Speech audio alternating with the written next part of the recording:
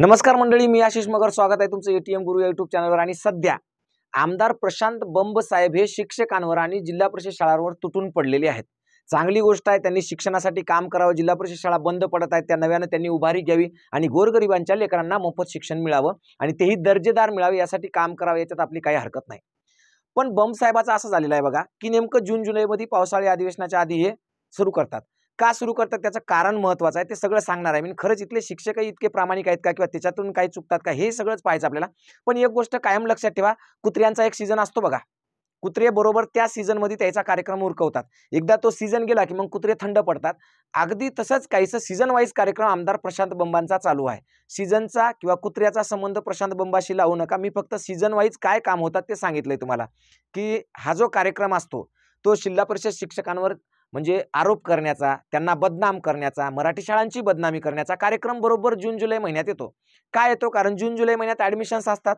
Admissions हे मराठी शाळेतले कमी व्हावे आणि इंग्रजी शाळेत जास्त व्हावे, हा साधा सोपा हिशोब आहे. त्या हिशोबामागचा अर्थकारण काय आहे, ते पैसे कोणाला जातात, त्याच्यामध्ये कोणाचं काय भलं होतं, कोणाचे उखळ पांढरे होतात. आणि आमदार प्रशांत बंब यांना जर जिल्हा परिषद शाळेची इतकी कीव आहे, जिल्हा परिषद शाळेतल्या शिक्षकांची इतकी कणव आहे, तर मायच्यान खोटं सांगत नाही. एक साधी गोष्ट सांगतो तुम्हाला, प्रशांत बंबांनी फक्त आणि फक्त एकच काम करावं, ते जर त्यांच्या हेतूशी प्रामाणिक असतील तर शाळेमध्ये शिक्षकांनी मोबाईल वापरू नये एवढा एक GR काढून दाखवा. त्याच्या बुडात दम असेल तर, स्पष्टपणे सांगतो आम्ही, त्याच्या बुडात दम असेल त्यांनी फक्त एक GR काढावा, की शाळेमध्ये शिक्षकांनी मोबाईल वापरू नये. 15 वर्षापासून ते सत्तेत आहेत, तर ते कसे लोकांना येड्यात काढायलेत डबल ढोलकी वाजून, ते सगळं मी तुम्हाला सांगणार आहे. पहिली गोष्ट लक्षात घ्या, बंब साहेब एक GR वाट पाहतो, तुमची वाट पाहतो. एक GR फक्त 4 ओळीचा, की शिक्षकांनी शाळेमध्ये मोबाईल वापरू नये एवढा एक GR काढा आणि मग शाळेची तुम्ही गुणवत्ता पहा फक्त. आता पहा शिक्षक, आता बंब साहेब असं म्हणले, सगळं सांगतो हा, बरोबर सांगतो. बंब साहेबाचा सीझन सुरू झालेला आहे, जून जुलैचा काळ आहे. आता त्यांना चढावंच लागतं शिक्षकावर, महत्वाचा विषय आहे की नाही. तर परफेक्ट सांगतो मी काय हिशोब आहे ते. तर पाच ते म्हणले 80% शिक्षक प्लॉटिंग आणि बिअर बार चालवतात. 80% किती? 80%. तर बंब साहेब तुम्हाला माहित असेल 51% महाराष्ट्रामध्ये 51% महिला शिक्षिका आहेत. किती? 51%. आता माझं सर्वसाधारण लोकांना, गोरगरीब जनतेला माझं विचारणं आहे, की तुम्हाला किती महिला, समजा इथं शिक्षकांची संख्या 5 लाख असेल तर 2.5 लाख महिला, एका जिल्ह्यामध्ये शिक्षकांची संख्या 10,000 असेल तर 5,000 महिला आहेत. तर अशा किती महिला तुम्हाला प्लॉट दाखवताना दिसतात लोकांना, की हे प्लॉट आहे, ही आमची जमीन आहे, ही विकत घ्या, 2% दलाली द्या, अशा किती महिला दिसतात? विचारतोय हा फक्त. आणि ग्रामीण भागातल्या गोरगरीब जनतेला फक्त एवढं सांगायचं मला, की जिल्हा परिषद शाळांची बदनामी का होते, त्याच्या मागचं षडयंत्र काय, ते तुम्हाला सगळं सांगायचं. त्याच्यानंतर ते म्हणलंय 80% शिक्षक मटका खेळतात आणि गुटखा खातात. बंब साहेब 15 वर्षापासून तुमची सत्ता आहे की नाही. तर या महाराष्ट्रामध्ये तुम्ही 15 वर्षापासून सत्तेत आहात, तरी सुद्धा महाराष्ट्रात मटका चालू असेल तर नाही का यायला खेटराना हाणायला पाहिजे सत्ताधाऱ्यांना. यायला म्हणजे यायला नाही, यायला वैयक्तिक नाही, पण ज्याची सत्ता आहे, जे म्हणतात की महाराष्ट्रात मटका बंदी आहे, तर मटका जर मागच्या 15 वर्षापासून चालू असेल ना, 80% शिक्षक जर मटका खेळत असतील तर यांना खेटरांनी हाणायला पाहिजे की नाही. म्हणजे तुमचं ठेवायचं झाकून आणि दुसऱ्याचं पाहायचं वाकून, असा सत्यानाश करणार आहेत तुम्ही म्हणता गुटखा खातात. आता 80% शिक्षक गुटखा खातात म्हणे, 51% तर महिलाच येतात. तुम्हाला कोणती बाई दिसली अशी इमल खाताना? एखादी बाई शाळेत चालली आणि चलता चलता थांबली स्कूटीवरून आणि टपरीवरून अशी मस्त इमल घेतली, फोडली आणि अशी खायली, हा आणि फू, अशी दिसली का तुम्हाला एखादी लेडीज करताना? पाहिली तुम्ही एखादी बाई टपरीवर? 80% शिक्षक दारू पितात म्हणा. तुम्ही पाहिल्या बिअर बार मध्ये नुसत्या मास्तरनीच बसलेल्या, सगळ्या मास्तरनी बिअर बार मध्ये संध्याकाळी 5 वाजता पाहिल्या तुम्ही? 51% महिला शिक्षक आहेत ना महाराष्ट्रात. 80% यायचं गणित लय परफेक्ट आहे.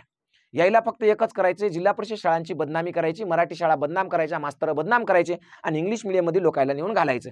कारण की इंग्लिश मीडियम यांच्या स्वतःच्या संस्था आहेत, ज्यातून पैसा आहे, करोडो रुपये छापतात, आहे की नाही. तर पहा पुढे सांगतो अजून. तर बंब साहेब गुटखा बंद आहे की नाही हे तुम्ही आधी डिक्लेअर करा. जर चालू असेल तर स्वतःच्या थोबाडीत हाणून घ्या, 15 वर्षापासून तुम्ही सत्तेत आहे. मटका बंद आहे की नाही हे तुम्ही डिक्लेअर करा. जर चालू असेल तर स्वतःच्या थोबाडीत हाणून घ्या, 15 वर्षापासून तुमची सत्ता आहे.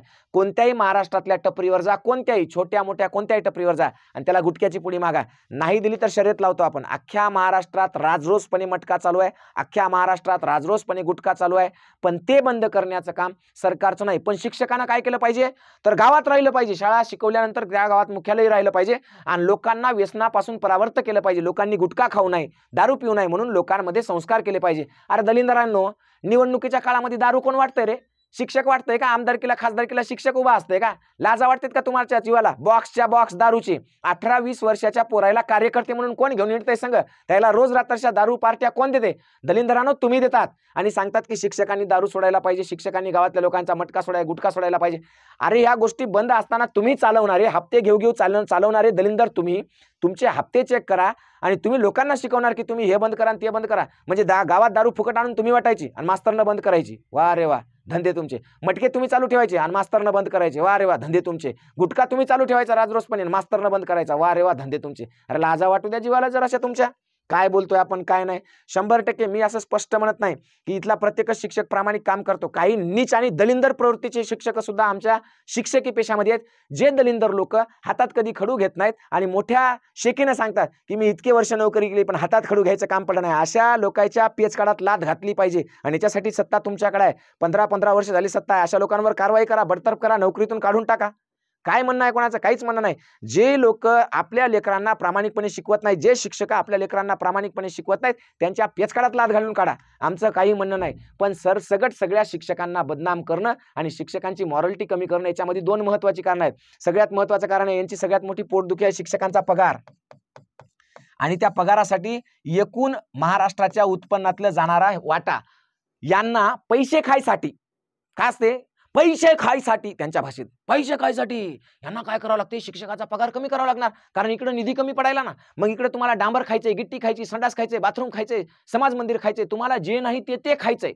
पीक विमा सुद्धा तुम्हाला खायचा आहे. मग इकडे पैसे कमी पडायत. मग हे पैसे शिक्षण क्षेत्रामध्ये गेलेल्या पगारीमध्ये काय भ्रष्टाचार करता येते का? काहीच नाही. म्हणून तिकडचे पैसे कमी करायचे, म्हणून गोरगरिबाच्या शाळा बंद पाडायच्या आणि मग सगळ्या गोष्टी कुठाने तुमचे राजरोसपणे चालू ठेवायचे. तर असा याचा एजेंडा आहे. आता याचं म्हणणं आहे की शिक्षकांचा पगार लय आणि भौतिक सुविधा. हे म्हणले झाडाखाली बसून सुद्धा लेकरं शिकतात. कोण म्हणलंय? बम साहेब म्हणले. म्हणजे यांची अशी इच्छा आहे की शाळा कशा असो, मोडक्या तोडक्या, तिथं मुलींना बाथरूमला जायची व्यवस्था असो की नसो, मुलींना पाणी प्यायची व्यवस्था असो की नसो, त्या शाळेमध्ये गळक्या शाळा असो, वरून पत्रातून पाणी, काही बी असो, फक्त लेकरं शिकले पाहिजे. आणि एकीकडे इंग्लिश मिडियमच्या मोठमोठ्या बिल्डिंग्स, 40,000 50,000 फीस, त्याच्यामध्ये मोठमोठ्या बिल्डिंग, त्यांना छान ग्राउंड, त्यांना छान संडास, बाथरूम, लॅब, हे ते सगळं काय तुफान पैसा द्यायच्याकडं. आणि एकीकडे आमच्या शाळा मोडक्या, पत्राच्या, गळक्या, संडास नाही, बाथरूम नाही, प्यायच्या पाण्याची सोय नाही, काहीच नाही, वर्गामध्ये बेंच नाहीत, बसायला काय नाही. यायला लाज वाटायला पाहिजे. एक गोष्ट सांगतो तुम्हाला, 2024-2025 शाळा सुरू होते जून महिन्यामध्ये. कधी सुरू होते? जून 2024ला शाळा सुरू झाली भाऊ. गेल्या वर्षी किती? जून 2024ला शाळेला ड्रेस भेटला. कधी भेटला? मे 2025ला शाळेला ड्रेस भेटला. मे 1 मेला. म्हणजे 1 वर्ष पूर्ण संपून गेलं लेकरायचं. जूनला शाळा सुरू झाली 2024ला आणि 1 मे 2025ला ड्रेस भेटला. तोही ड्रेस जे एकनाथ शिंदे साहेबांनी, मुख्यमंत्र्यांनी जो आपल्याला दाखवला होता ना विधानसभेमध्ये, असा करू की आम्ही असे चांगले कपडे देणार आहोत, वर्ष संपल्यानंतर दिलं. तेव्हा याच्या तोंडात काय माती पडली होती का? हा माईक तोंडात घुसला होता याच्या. तेव्हा बरे म्हणले नाही की जिल्हा परिषदच्या शाळेच्या लेकरांना, गोरगरिबाच्या लेकरांना जून महिन्यामध्ये 15 जूनला ड्रेस भेटायला पाहिजे होते. ते पूर्ण वर्ष संपल्यानंतर, शाळेचं सगळं वर्ष संपलं, 1 मे निकालाच्या दिवशी ड्रेस भेटला. तेव्हा तुमच्या तोंडातून काही निघलं नाही. तेव्हा तुम्हाला लाज वाटली नाही.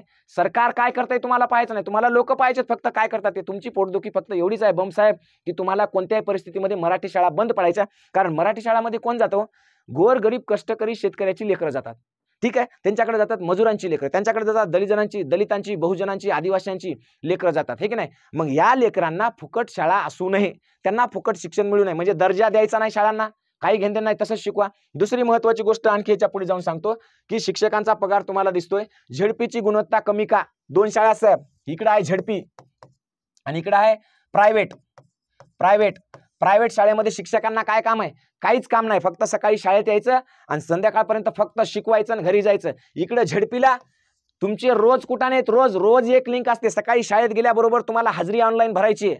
मग तुम्ही काय करणार? शाळेत जाणार, पहिली गोष्ट हाजरी ऑनलाईन भरणार. समजा तुमचे ॲप तर इतके दलिंदर असतात, हाजरी भरायची असो, MDM भरायची, इतके स्वस्तात घेतलेले ॲप असतात, घंटाभर ओपन होत नाही.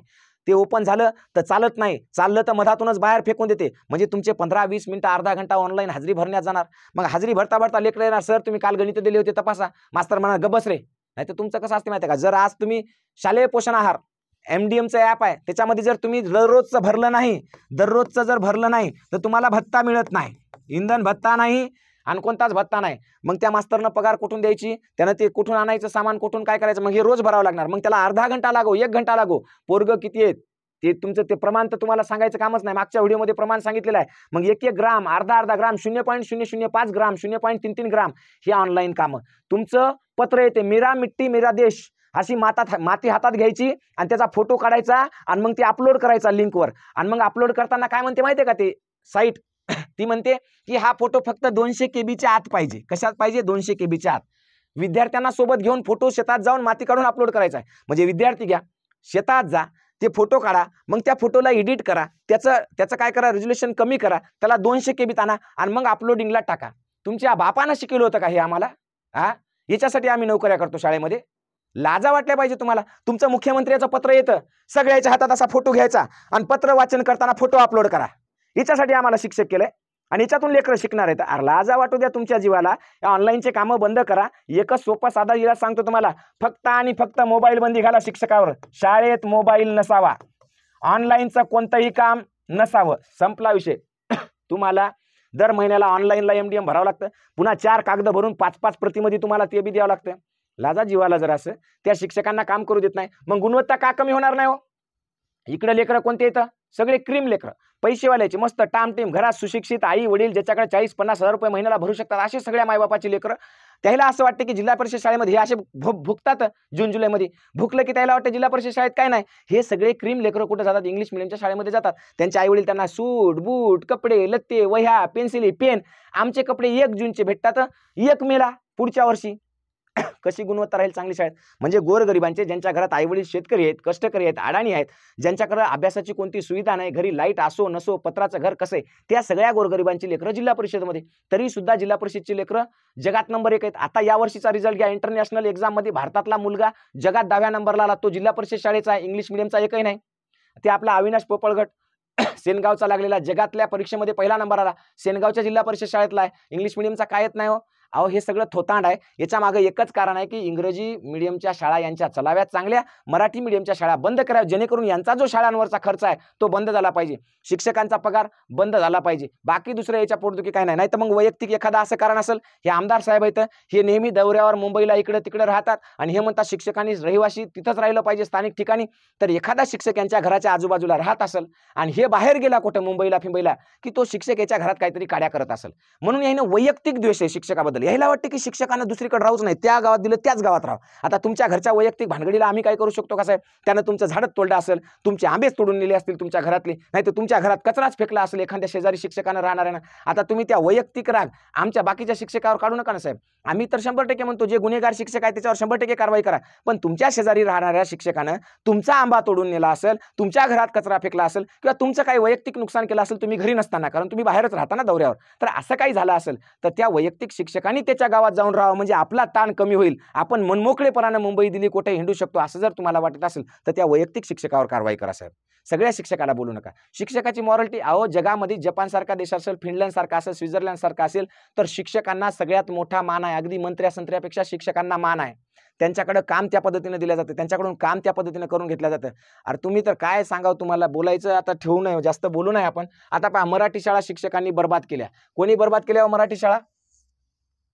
मागच्या 15 वर्षात तुम्ही रोज एक नवा कार्यक्रम देता. आज निपुण, उद्या अध्ययन पडताळणी, उद्या अध्ययन निश्चिती, परवा तिसरं, ते सगळं ऑनलाईन भरायचे. 24 घंटे मास्तर आहे ना काम करायचं. कोणाचं? सरकारचा नोकर म्हणून. शिक्षक म्हणून त्याला काम करू देणार आहेत का तुम्ही? ही बर्बादी कोणी केली? ही तुम्ही केली. जे सत्तेत बसणार आहेत ना त्यांनी बर्बादी केली. शाळांना भौतिक सुविधा नाहीत, शाळांना कोणत्याही प्रकारची अशी सवलत नाही की शिक्षकांनी त्याच्या मनाने काहीतरी करावं, लेकरांना शिक्षा काहीच नाही. रोज एक नवा प्रयोग आहे, रोज एक नवा प्रयोग. आज असं करा तर उद्या तसं करा. शालेय शिक्षणामध्ये जेवढे काही तुमच्या म्हणून पेट्या आल्यात ना साहेब, पेट्या, शैक्षणिक पेट्या, त्या पेट्याची किंमत, तुमच्या जर दम आहे, जर तुम्हाला भ्रष्टाचारच पकडायचा आहे, शिक्षण व्यवस्था सुधारायची, तर बम साहेब तुम्हाला चॅलेंज आहे.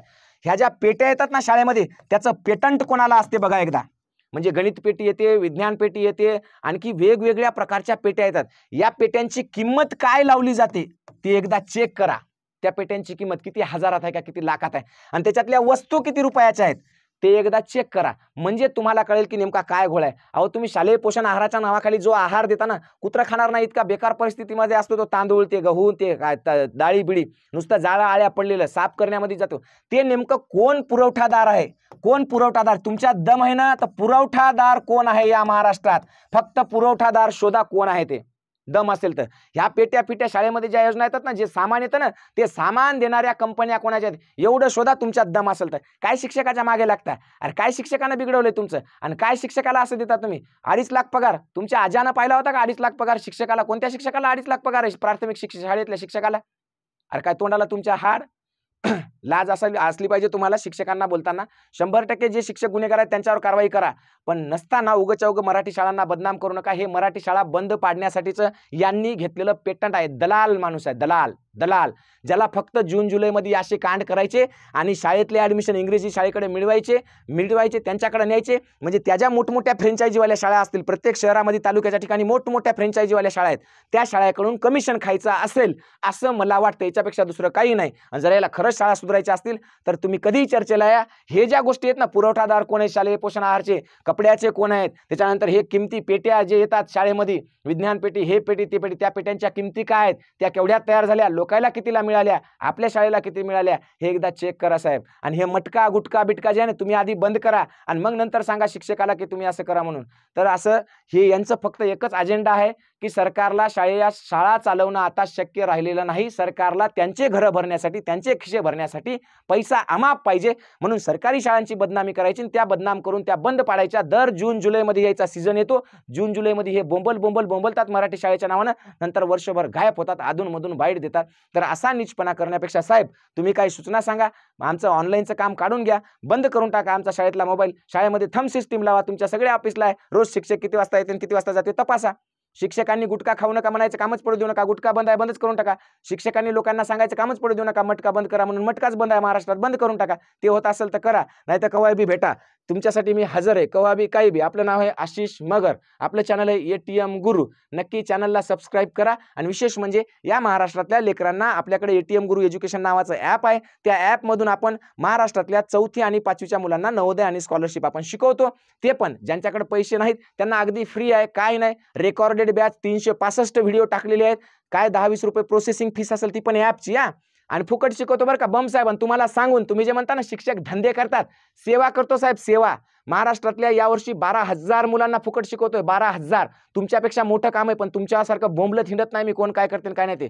जर तुमच्यात एवढी धमक असेल तर तुमच्या गंगापूर क्षेत्रातल्या शाळा 2-4-10 दत्तक घ्या आणि चांगल्या सुधरून दाखवा. आणि मग सांगा की मी दत्तक घेतली शाळा नाशी करून दाखवली म्हणून.